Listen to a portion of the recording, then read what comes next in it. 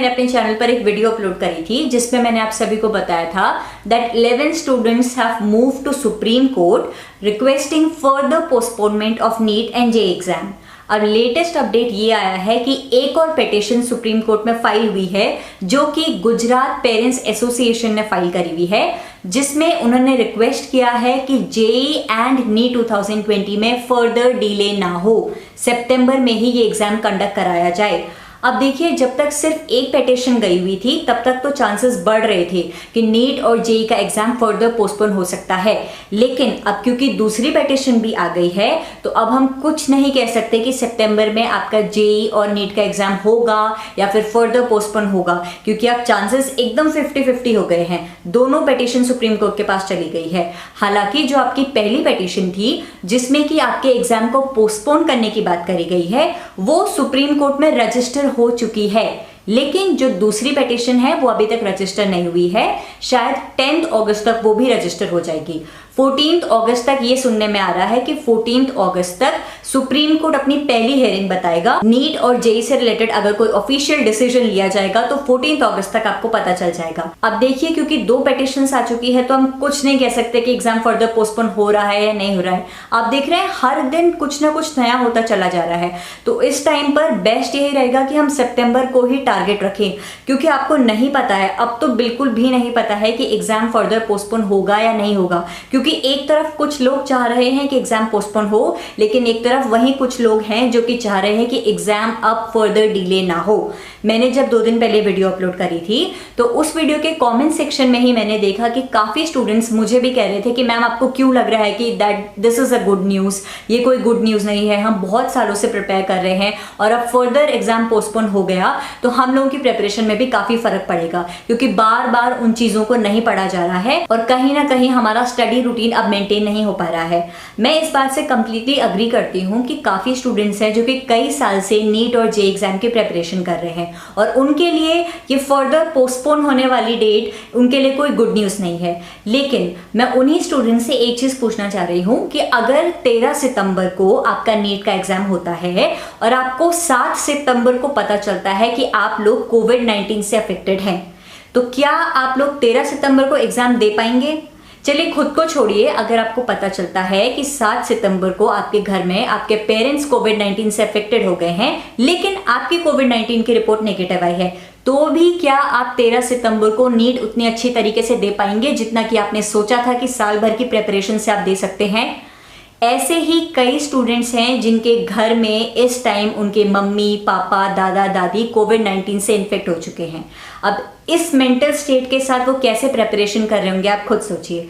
ऐसा नहीं है कि मैं कुछ पर्टिकुलर स्टूडेंट्स को सपोर्ट कर रही हूँ, मैं बिल्कुल भी बायस नहीं हो रही हूँ, लेकिन अगर आप दूसरी साइड भी देखें, उन लोगों की कंडीशन पर भी ध्यान दें तो आपको समझ आएगा कि इस टाइम नीट और जेईई का एग्जाम पोस्टपोन होना कितना जरूरी है। काफी स्टूडेंट्स हैं और आप लोगों में से ही एक हैं वो लोग जो कि बहुत सालों से नीट के लिए प्रिपेयर कर रहे थे, अभी उन्हें अचानक से पता चल गया है कि वो भी कोविड-19 से इन्फेक्टेड हैं। अब सोचिए, उनकी मेहनत भी तो बर्बाद चली गई। आपको क्या लगता है कि आपके नीट और जेईई के एग्जाम में उन सारे स्टूडेंट्स को बैठने दिया जाएगा जो कि कोविड-19 से इन्फेक्टेड होंगे? ऑल इंडिया लेवल का ये एग्जाम है, वो स्टूडेंट्स, उन लोगों को तो बिल्कुल भी एंट्री नहीं मिलेगी, और अगर उन लोगों को किसी तरीके से एंट्री मिल भी गई तो आप लोगों की हेल्थ पर भी फर्क पड़ेगा। आप लोगों की हेल्थ पर फर्क पड़ा तो आप लोगों की वजह से आपके घर वाले सफर करेंगे। मैं ये नहीं कह रही कि मुझे किसी इंसान को ब्लेम करना है या फिर उन स्टूडेंट्स को ब्लेम करना है जो कि कह रहे हैं कि अब नीट फर्दर पोस्टपोन ना हो, लेकिन हर किसी की कंडीशन, हर किसी की सिचुएशन को भी ध्यान रखकर ही डिसीजन लिया जाएगा। अगर आपका एग्जाम 13 सितंबर को होता है तो भी मैं स्ट्रैटेजी वीडियोस अपलोड करूंगी और आप लोगों की बेस्ट प्रिपरेशन के साथ आप लोगों को एग्जाम देने के लिए प्रिपेयर करवाऊंगी।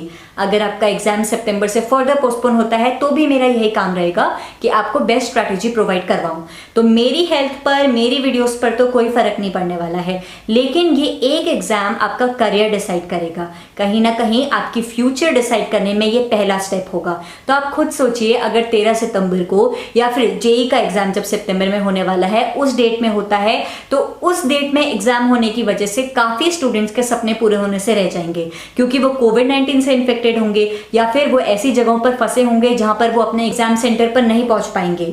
खैर जो मैं कह रही हूँ उस बेसिस पे तो आपका डिसीजन आने नहीं वाला है। काफी स्टूडेंट्स मुझसे पूछते हैं कि मैं अपना ओपिनियन शेयर करूं कि मुझे क्या लगता है कि फर्दर पोस्टपोन होना चाहिए एग्जाम या फिर नहीं। तो मैं यही कहूंगी कि हर बच्चे की सिचुएशन को इस टाइम ध्यान में रखते हुए मुझे तो यही लगता है कि थोड़ा सा फर्दर पोस्टपोन हो जाए तो इसमें कोई गलत नहीं है। अभी तक आपने पेशेंटली इतना वेट कर लिया है तो थोड़ा वेट और सही। आपके इस वेट करने की वजह से काफी बच्चे जिनका इस साल सपना पूरा होने से रह जाता वो पूरा हो पाएगा। तो कंपटीशन तो वैसे भी बढ़ रहा है। देखिए अगर आपको लग रहा है कि फर्दर पोस्टपोन होने से कंपटीशन बहुत ज्यादा बढ़ेगा और अभी तक कंपटीशन नहीं बढ़ा है तो इस गलतफहमी को हटा दीजिए। कंपटीशन ऑलरेडी बढ़ चुका है। मई में आपका एग्जाम हो जाना चाहिए था और अब सितंबर तक हो रहा है तो कंपटीशन ऑलरेडी बढ़ चुका है। फर्दर पोस्टपोन होता है या नहीं होता है, मेरा काम हमेशा यही रहेगा कि मैं आपको बेस्ट प्रिपरेशन टिप्स प्रोवाइड करवाऊं। तो let's hope for the best. सबकी सिचुएशन ध्यान रखते हुए ही डिसीजन लिया जाएगा और मैं आप सभी से रिक्वेस्ट करती हूं कि उस डिसीजन की रिस्पेक्ट करिएगा। बाकी अब क्योंकि 2 पिटीशन साइन हो चुके हैं, हमें कुछ भी नहीं पता है कि सितंबर से आगे भी एग्जाम पोस्टपोन होगा या नहीं, इसीलिए अब यही रिक्वेस्ट रहेगी कि सितंबर को टारगेट रखते हुए ही प्रिपरेशन करो। 14 अगस्त को अगर कोई अपडेट आता है तो उस अपडेट की वीडियो मैं जरूर अपलोड करूंगी और उस हिसाब से फिर आपको बताऊंगी कि कैसे प्रिपरेशन करनी है। Till then stay positive, stay home, stay safe. हमेशा मेरा यही कहना है कि जितना प्रिकॉशंस ले सकते हैं, खुद को हेल्दी रख सकते हैं, इस टाइम वही काम करिएगा क्योंकि इस टाइम एग्जाम प्रिपरेशन से भी ऊपर आपके लिए एक चीज है और वो है आपकी हेल्थ। आप हेल्दी रहेंगे तो आपके आसपास के लोग आपकी वजह से हेल्दी रहेंगे। ठीक है, तो स्टे ट्यून्ड, कोई भी अपडेट आएगा आपको जरूर बताऊंगी। And all the very best for your preparations. Thank you.